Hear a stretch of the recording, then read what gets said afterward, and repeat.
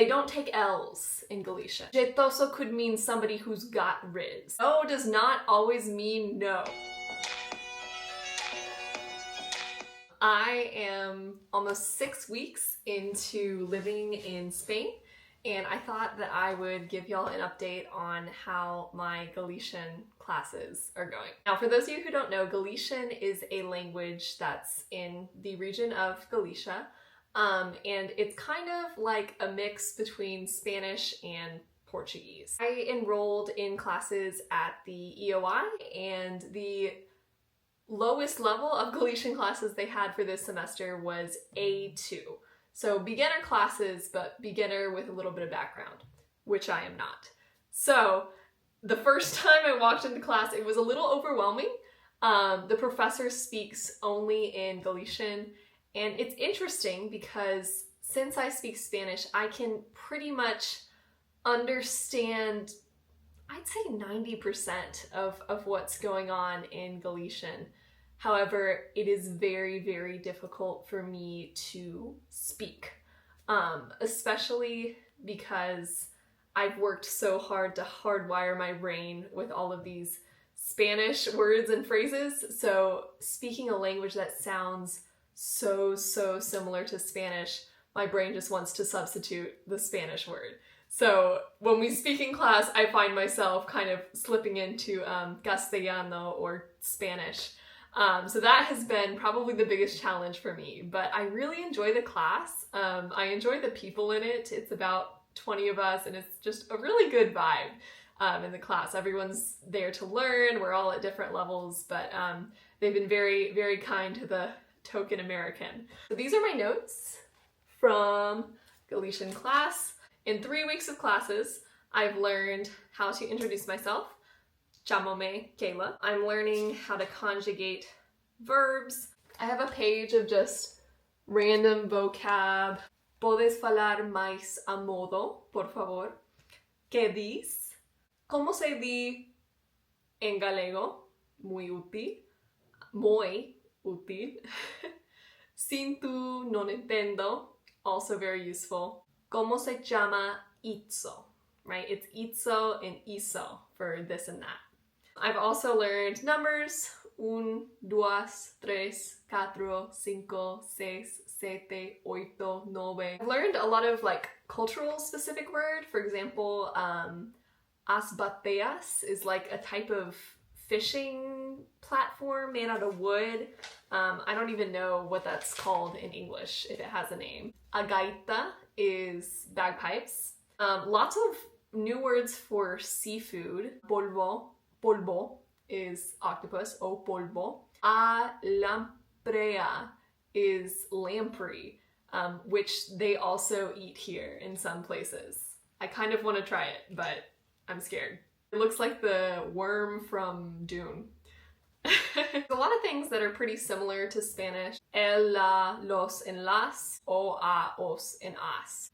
No does not always mean no in Galician, which was very confusing to me. Galician has a lot of contractions. They like to just push all those tiny little words together. So something like en o turns into no.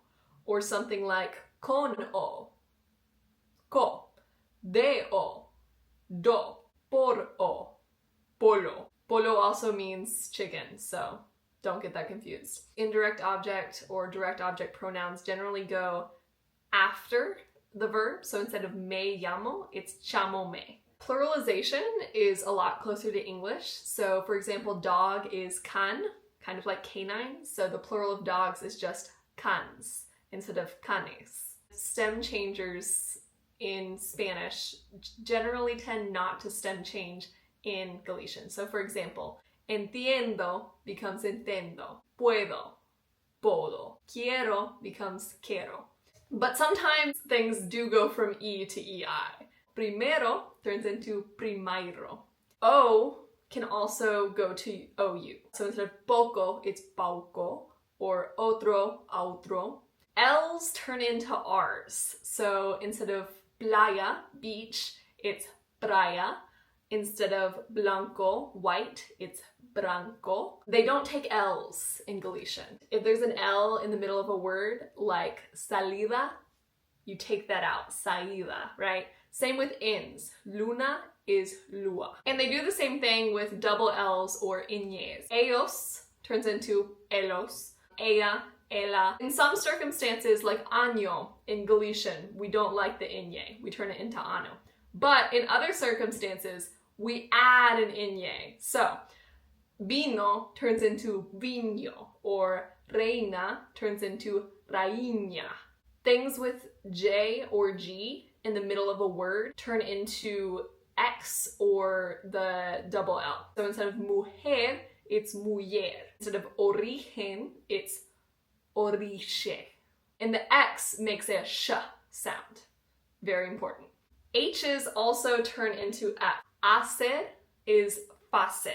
Extra things. These are fun words that I have learned so far. Genro is the word for son-in-law, and nora is the word for daughter-in-law.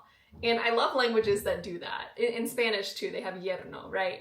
So I think we should do better in English with kinship terms, because son-in-law, daughter-in-law, that's so long. And it just, I don't know, in-law sounds so formal. I like genro better. This is confusing. I have a complaint with Galician for this. Almorzar in Spanish means to have lunch, but in Galician it means to have breakfast. Oops. In Galician it means to have breakfast, and to have lunch is jantar, which is very confusing as a Spanish speaker learning Galician.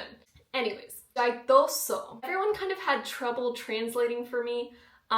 It kind of means handsome, but also like personality-wise, like somebody who's just very charming. Jeitoso could mean somebody who's got riz. My last and favorite word in Galician is graciñas.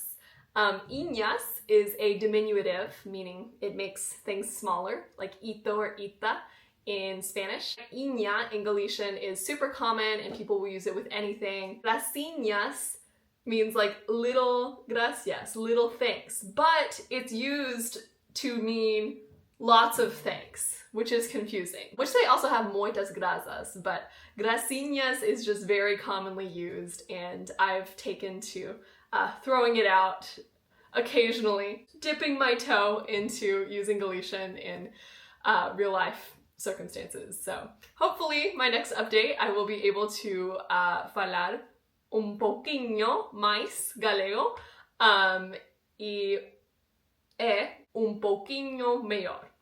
Anyways, thank you for tuning in and listening to this American's thoughts on the Galician language. I think it's beautiful. Graciñas. Adeus.